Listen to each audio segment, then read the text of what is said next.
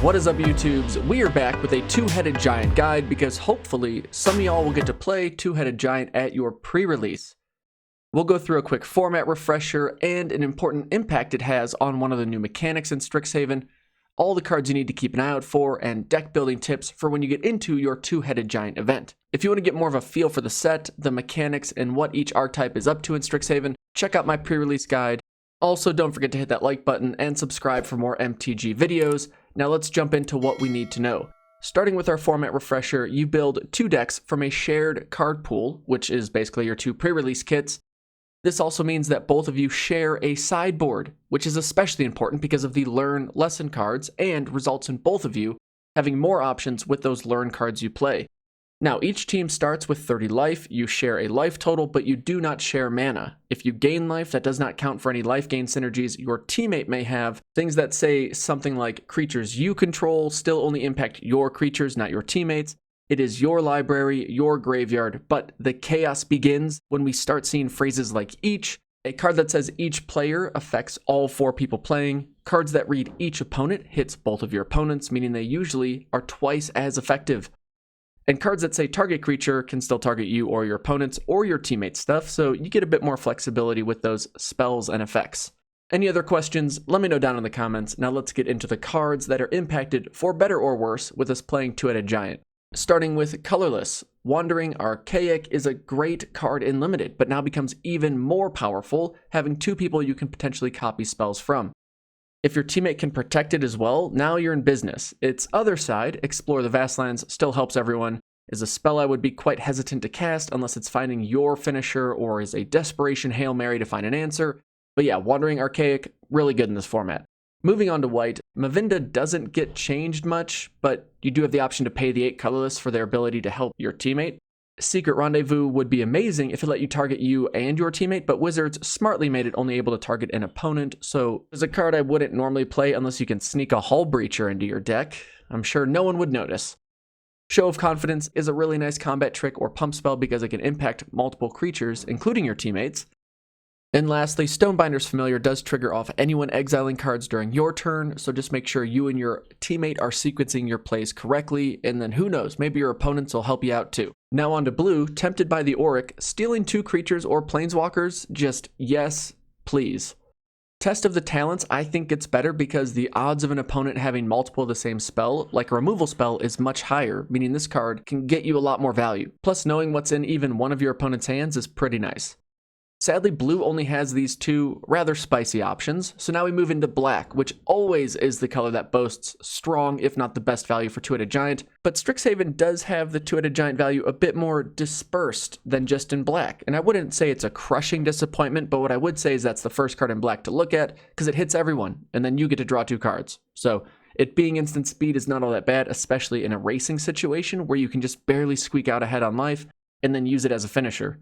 Now, I'd bet you've already seen Liliana as Professor Onyx, but her Magecraft ability is even more busted in two-headed giant. Cast or copy a spell and your opponents lose 4 life now, although you still only gain 2. Somehow we'll survive. Both of her minus abilities also hit each opponent, so yeah, she is easily one of the best cards to open in this format. Lastly, our Ink Caster friend is a creature that is effective in two-headed giant and provides a huge payoff for those 1/1 counters you put on creatures, assuming you can work in enough of those synergies. Opponents lose 2 life and you gain 1 each time a creature you control with a 1/1 counter on it attacks.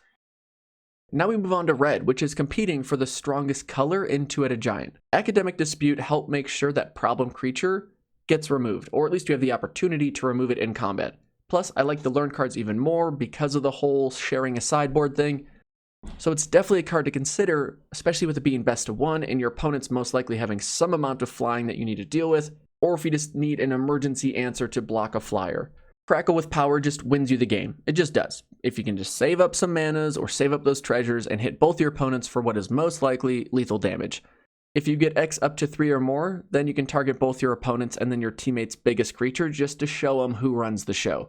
Now, Dragon's Approach is a card I have as a sleeper play in this format. If you open a card pool that has 3 or more copies of this card, I would be ecstatic. If you do, I could see you both even going the all-out aggro game plan and then using these as your finisher. Especially if you can copy spells and get some Magecraft synergies going, this card should not be overlooked. And then we have Fuming Effigy, who now deals 2 damage when those cards leave your graveyard. So yeah, just a little bonus value. because why not? Next up is green, but they have close to nothing going on. All that's worth pointing out is big play can help your teammate's creature. Cool. Moving on to the modal and gold cards, Pestilent Cauldron does make both of your opponents mill, but it's not all that exciting since mill is not a well-supported theme in the set. Also keep in mind its other side does have all players gain life, which can be great if your teammate does have life gain synergies, but not so great if your opponents are on that gain life game plan. Rowan I like a lot, she pings each opponent, and if you can turn that damage into 6 damage, like that's a lot of damage. Then Embrose, Dean of Shadow, can put a 1/1 counter anywhere, which I just really like, especially in this format, having that kind of flexibility. So it can help you pump your own thing, it can help you pump a teammate's creature, or you can remove a 1 toughness thing your opponent has out. So again, just really like the synergy here. Nasari gives you access to twice as many cards to cast, which can be really powerful in Two-Headed Giant. Again, red is just bringing the heat in this set. Lastly, for our modal cards, Valentin helps you exile all your opponent's creatures, which will most certainly draw early removal, but what more can you ask for from a 1-drop? I mean, look at how much text this 1 mana creature has. It is crazy how much text these cards have. Alright, enough of that ranting. Okay, moving on to our gold cards. Well, I guess this is still part of a modal card. Anyway, Awaken the Blood Avatar makes each opponent sack a creature, and then the token it creates hits for 6 damage. I mean, it's already a really good card, and now it is overpowered in Two-Headed Giant. Culmination of Studies can be a finisher if you build up enough mana. I just really like this spell. It gets you more mana, it gets you some cards, it deals damage to each opponent, so like what is not to like? And if you can copy it when it's on the stack, I mean value town ahead.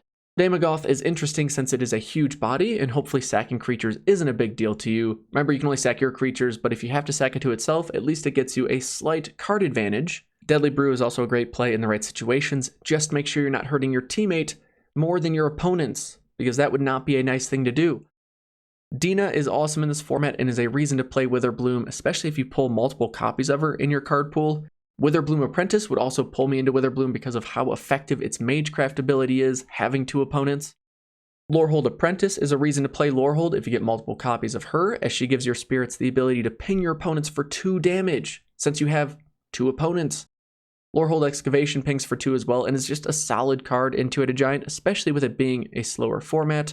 And then in Two-Headed Giant, Shadrix Silverquill is the 1 Elder Dragon I would hope to open the most because of how awesome it would be to target your teammate with that second player needing to be targeted as opposed to an opponent. I mean, that's just a ton of value. And then there is one artifact to talk about, and that's Strixhaven Stadium. I just don't like this card for Two-Headed Giant. When your opponents attack, they can both target you, this format, which means it's going to be really hard for you to keep counters on this thing. If anything, it's just like a win more type of card. Plus, I always recommend main decking artifact and enchantment removal for a best of 1 format like this, so chances are if it even gets close to going off, again, you're either winning more or your opponents will just deal with it one way or another, whether attacking you or just removing the card entirely. Now, moving into the deck building tips, the first thing I recommend, especially if you're new to this format, is come up with a system with you and your teammate of how you're going to split your cards or combine your card pools and get the cards back that you want. I'm just going to say, don't sweat the small stuff. Like, don't care if you get all your commons back or your uncommons.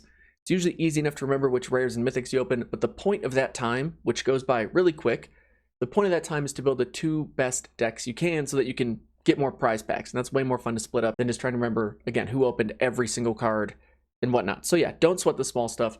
Come up with a plan with your teammate and then make the 2 best decks you possibly can. When it comes to who's going to be playing what, I typically recommend you and your teammate each have like a plan A and plan B of like, ooh, I'd really like to play this color pairing, or if we open this card, I just want to play it because I can't help myself. And then that way, when you're opening your card pool, you at least have an idea or a rough idea of what each person wants to play, probably why they want to play it. And then if your card pool does support it, great, maximize that game plan. If it doesn't, hopefully you can figure out or have an audible as to what the best second option would be and make the most of that card pool. If you're also curious, my favorite archetypes for this set are Witherbloom and Quandrix. I think they just work really well. Witherbloom with the life drain, doing a ton of damage to each opponent. It's pretty nice. And then Quandrix just has a really solid late game plan.